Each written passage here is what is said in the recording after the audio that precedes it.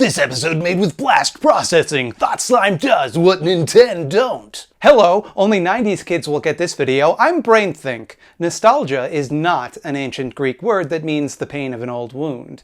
It'd be very poetic if it were, but it's not. It's more accurately translated as the pain of homesickness. The fact that the meaning of this word has been misremembered is very fitting in my opinion. We're all remembering a better version of the past that never actually existed, where nostalgia had a cooler definition.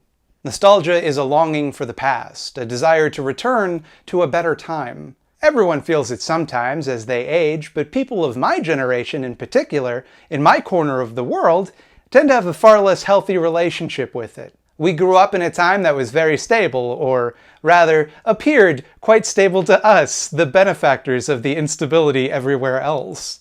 We came of age watching that stability become dismantled after 9/11 and the Bush administration's erosion of civil liberties. Then, when we entered the job market, an enormous recession kept us from building up the type of self-sufficiency that our parents had enjoyed before us. Robbed of that seemingly natural progression, we escaped into happy memories of childhood and tried desperately not to grow up. And maybe I'm projecting a little bit here. A lot of people didn't have the privilege to regress in this way, but I sure did, and so did plenty of other people. The sewer background behind me is sometimes pixel art because I grew up playing Super Nintendo, like on my shirt. Like on my shirt? So I drew a bunch of pixel art, and it frustrated Hammerbeam T-Corp so badly that she had to make a good one. And it's a sewer full of slime because I grew up watching Teenage Mutant Ninja Turtles. The Eyeball Zone, whatever that is aesthetically similar to a Canadian children's programming block from the 90s.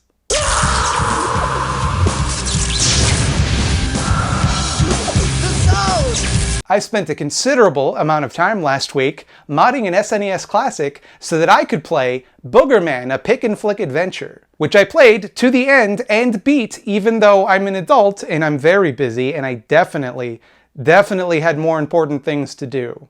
Doing literally anything is more important than beating Boogerman, a pick-and-flick adventure. I literally had video games that were more important to play. I've been trying to start a gaming channel for weeks. I could have been playing video games more productively than I was doing. And all of that is spiritually pathetic, but also harmless. Who cares if I want to smoke weed and watch Mighty Morphin Power Rangers?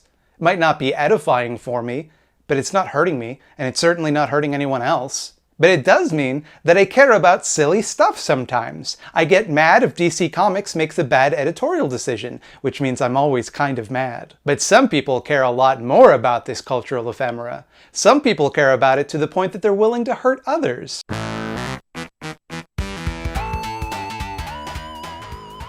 Hey, you know that part in The Empire Strikes Back where Luke heads into a spooky cave and he sees Darth Vader, but then he kills Darth Vader, and he finds out that Darth Vader has his face, because guess what, dickhead? You can't hate someone without carrying them within you. We hate most that which we cannot face within ourselves, dummy! If I were to head into that cave, which I would not do because I have no interest in becoming a Jedi, Jedis are cops, I would see Jeremy Habley, or The Quartering as he calls himself online. I've talked about this dingus a lot on my channel, a lot more than I probably should. I'm a little bit obsessed with him. For those that don't know, The Quartering is a pop culture commentator who got famous for being too toxic for the Magic the Gathering community, because he kept harassing women within it.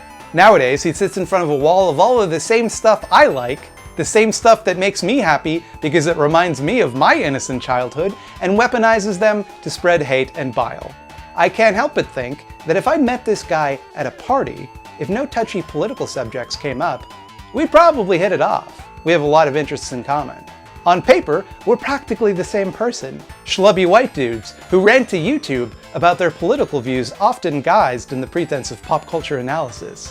What's more, he's wildly more successful, which is galling. Audience, you know me, Thought Slime. I don't tend to self-aggrandize very often. I know that I am garbage, and I make garbage, but I think the garbage I make is much better than the garbage he makes. So maybe some of my obsession is bitterness, but I feel like I suffer a lot of guilt by association with dickheads like this. That the communities I want to be a part of, video games, cartoons, comic books, sci-fi, horror, are all dominated by some of the worst chuds on the face of the earth. They become breeding grounds for reactionary weirdos, and the more toxic they become, the more I feel like I have to hide my interests because I don't want anyone to think I'm like them. Or worse, maybe I am like them. Maybe I'm more like them than I'm willing to admit. There are a lot of reasons that it got this way. I don't want to simplify this too much. But it's Gamergate. Gamergate did it. Gamergate brought it to the forefront. Gamergate transformed these spaces from, there's simmering reactionary subtext to spaces exclusively for dipshits. Spaces where it was no longer just annoying or disgusting, and sometimes even unsafe to be anything but a straight white dude, but actively unsafe at all times. It started this constantly escalating pushback to diversity in media. The frothing hatred to even the recognition that other people exist, let alone any changes to accommodate them instead of us. Diverse representation in mass media is not a huge win for marginalized people, it is an extremely small win. It does not fundamentally alter the power structures which have marginalized them. It simply allows them to exist within those power structures. Even that, the most minor concession imaginable, is enough to inspire frenzied contempt among the man-baby industrial complex. But it wasn't hard to see coming. That type of yearning for an idealized prelapsarian past is the foundation of all reaction. It's a difficult balancing act to find joy in the past without developing a fear of the future, of progress. Because what if they take away your fake maple syrup? And that leads to some far worse territory.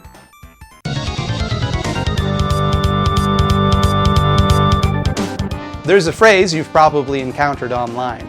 Maybe as a meme mocking the original concept, or maybe sincerely. The phrase is reject modernity, embrace tradition. The first time I read these words, it was on a poster for the group Generation Identity, a far-right xenophobic hate group dedicated to fighting immigration and the Islamification of the West, i.e. Muslims being allowed to live free of persecution. And this is the part of the video where I have to trot out Umberto Eco's definition of fascism from the essay Fascism, as all people on left RedTube are contractually obligated to do. He lists off a series of traits that nascent fascist He lists off a series of traits that nascent He lists off a series of traits that nascent He lists off a series of traits that nascent fascist movements possess, the first of which being the cult of tradition. Jesus Christ, that sentence was harder than I thought it would be. The cult of tradition, mind you, is not of any particular tradition, it's tradition itself. It is not relevant to a fascist or proto-fascist whether different traditions are compatible or contradict one another. Taken as a whole, they reveal some sort of wisdom or esoteric mysticism that reveals a higher truth. Quote, each of the original messages contains a sliver of wisdom, and whenever they seem to say different or incompatible things, it is only because they are alluding allegorically to the same primeval truth. As a consequence, there can be no advancement of learning. Truth has already been spelled out once and for all, and we can only keep interpreting its obscure message. You might notice that the far right tend to combine a lot of cultures into one mishmash to claim all the stuff they like in history. Somehow, their ancestors were Vikings and Romans and European Crusaders at the same time. These groups fought one another, they hated one another, they didn't see themselves as one shared race or identity. They were bitter enemies. In the mind of the fascist, though, that contradiction strengthens this connection rather than weakening it, because you're arriving at the same esoteric truth across multiple contradictory sources. And that esoteric truth just so happens to be whatever it is you wanted to believe in the first place. The second trait a fascist or proto-fascist may possess, according to Eco, is the belief that traditionalism implies the rejection of modernism. So it's hard to read a phrase like reject modernity, embrace tradition, without seeing it as almost a direct invocation of this definition, an explicit statement that they agree with Eco about what a fascist is, and that they are that thing that it is. That's why they hate modern art, for example. All the best art has already been made, and rather than trying to improve on old techniques, the best we can do is imitate the great masters of the past. Searching for new modes of expression simply degrades what has already been made, which contains all the beauty and truth you could ever possibly hope to discover. Who are you to think you could paint better than Da Vinci or write better than Shakespeare? They're also obsessed with the idea that modern art is scatological in nature, which is really funny because the only reason so much scatological modern art is still produced is to provoke that exact impotent anger. Throughout history, the primary purpose of art was to elevate people through beauty, artistic excellence, and emotional depth. To the left, the primary purpose of art, sculpture, and music is to shock. That's why so much contemporary art is meaningless and involves the scatological, meaning urine and feces. Yes, urine and feces. It long ago stopped being shocking to normal people that someone submerged the painting of the Virgin Mary in piss or put a urinal in an art gallery. But they can't just let it go, because they think it so strongly confirms their belief that modernity leads to degeneracy. The reason people make these artworks is because they love piss. And if modernity is allowed to proceed unchecked, everyone's just gonna be pissing on each other all the time. We're gonna live in a piss culture. Nostalgia is a powerful political tool. If you can leverage people's general unease with the forward march of time, the feeling that things used to be better, you can convince them that you can return things to a state of glory. You can bring back the good times. You could make America great again. It's worth pointing out, though, that the glorious pasts these guys want so badly to return to were largely imaginary. When was America great? Was it during slavery? Was it during Jim Crow? During segregation? During the war on drugs? During mass incarceration? And it's not like they like those things, though, you know, some of them do, especially segregation. Or even just that they want to sweep them under the rug, although, again, they do also want to do that. It's that the past they're imagining is a contradictory mishmash of the best parts of all of history and the best parts of now. The perfect world has already been revealed to us by tradition. It's our job to discover it through study of tradition rather than pollute it further with dangerous new ideas. Now obviously, not all nostalgia is a sign of latent fascist sympathies. I'm not trying to imply that liking old stuff makes you racist because people were racist in the past. I'm just pointing out the observable fact that some forms of nostalgia are useful tools for the far right. So on the one hand, you have harmless nostalgia. I like old video games. On the other hand, you have a dangerous nostalgia. My people were great once, until they were conspired against and humiliated, and we must return to our former glory through bloodshed. It's not hard to see how the connection was built.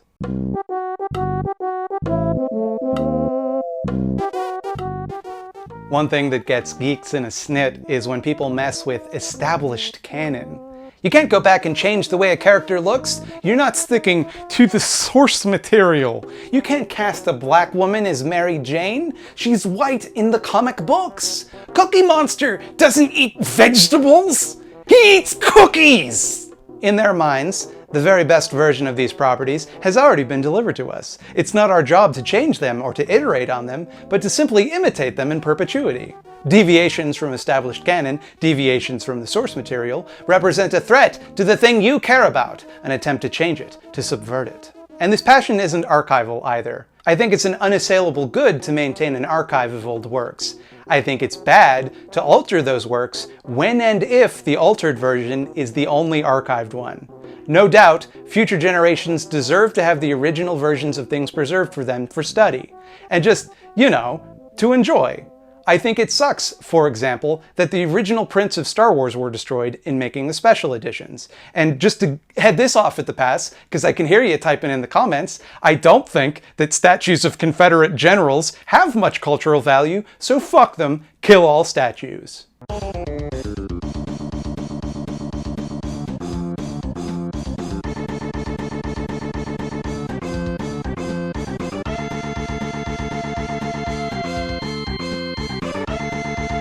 But that isn't the thing which usually upsets these nerds. What upsets them is usually some new thing that comes along and presents a new angle on a work of art that they liked in the past. Something which recontextualizes an older work, not something which destroys an older work. Take a look at how the Quartering responds to Elmer Fudd not having a gun in a new Looney Tunes cartoon.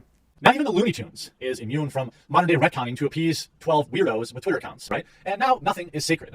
The new series, Looney Tunes Cartoons, which premiered last week on streaming service HBO Max, who will now not be getting my money, although I was excited to see the Snyder Cut. What about, all the millions of kids that see their fathers and mothers and brothers go out and sisters go out hunting? I don't get what's next. Is Pepe Le Pew going to lose his spray because it's too much like chemical warfare or something like that? Is that what we're going to do now? It's torture. Pepe Le Pew's spray is torture, so we had to cut that from the show. Reboot will not be in the first entertainment world, or not be the first in the entertainment world to eliminate these things from production. In 2016, the musical Hamilton chose not to use them during the performance at the Tony Awards in wake of another terrible thing that happened at the nightclub. Let's look at how the comments react. Is this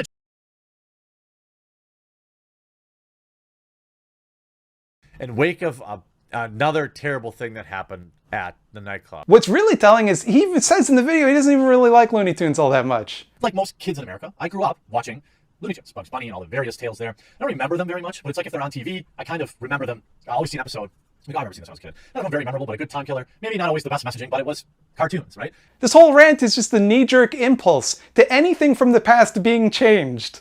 It's those dastardly SJWs. They took away Elmer Fudd's shotgun in a cartoon I'd never watch in a franchise I don't care about at all. And how am I supposed to sleep at night? Is nothing sacred? If we live in a society that cannot respect Elmer Fudd owns a gun, then what's even the point? I thought that could just be the one thing that would let me keep, the one thing that tethers me to this sin-cursed world, but they took it away. Now don't get it twisted, I love Looney Tunes, and I think it's a little silly that they took away Elmer Fudd's gun. I don't think Elmer Fudd owning a gun promotes real-life gun violence, because he's a hunter hunting a rabbit.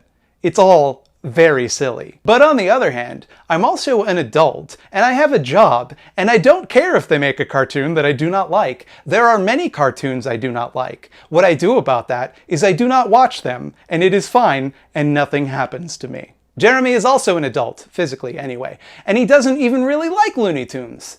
So why is he even so upset about this? To Jernbo, the removal of Elmer Fudd's gun is part of a larger pattern, one where creators and artists are needlessly kowtowing to the demands of a vocal minority of SJW interlopers. These nefarious SJWs aren't making these changes because they believe what they're saying.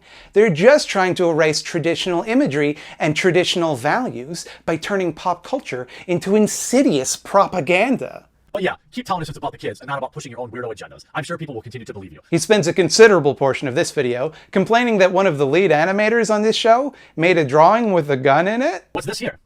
This looks like a weapon. Why did you draw that? Here's a tear gas canister. Why are you drawing cartoons that may actually represent real life? That can't be. You should probably take this down. J'accuse, you hypocrite! Why is it that it's okay for you to draw a gun on your personal Twitter account, all the while obeying a mandate not to do so in a property you're working on for one of the largest media companies in the world?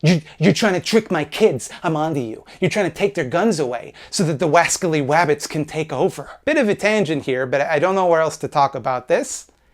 Before I move on from the Elmer Fudd video, I gotta bring this part up. In the new series, the character will carry a scythe. Won't that foster opinions of slavery? You know, the tool that people use to handwork the fields? What about that? I wonder if anyone's pointed that out. So now we have Bugs Bunny, glorifying that kind of behavior. Plantations. Why not have him use a cotton gin as a weapon?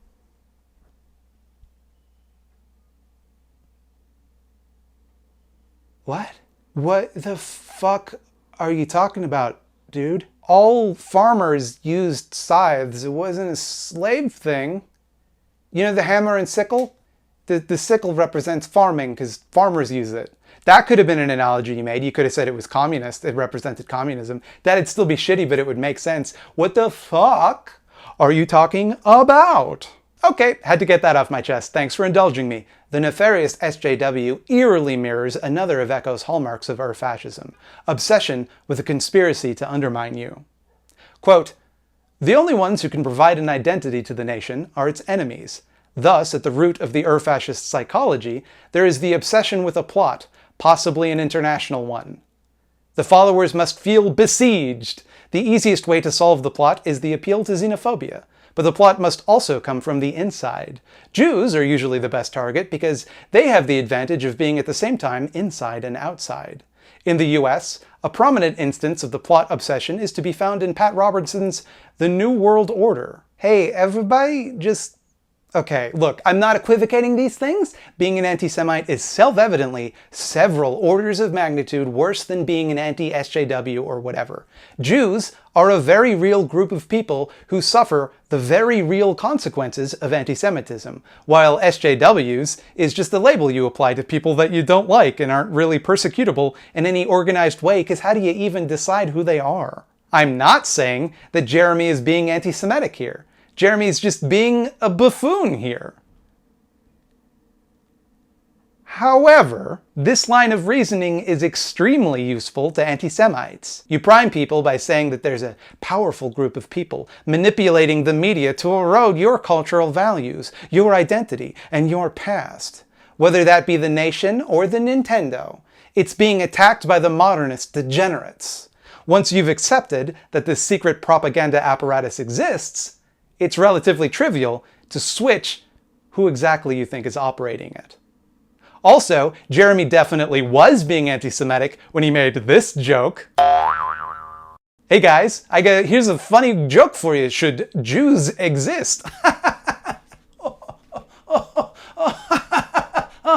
Oh, stop. My sides are splitting open. I'm losing it over here. I'm laughing my ass off at your funny joke. It's so fucking funny. What a funny joke you made.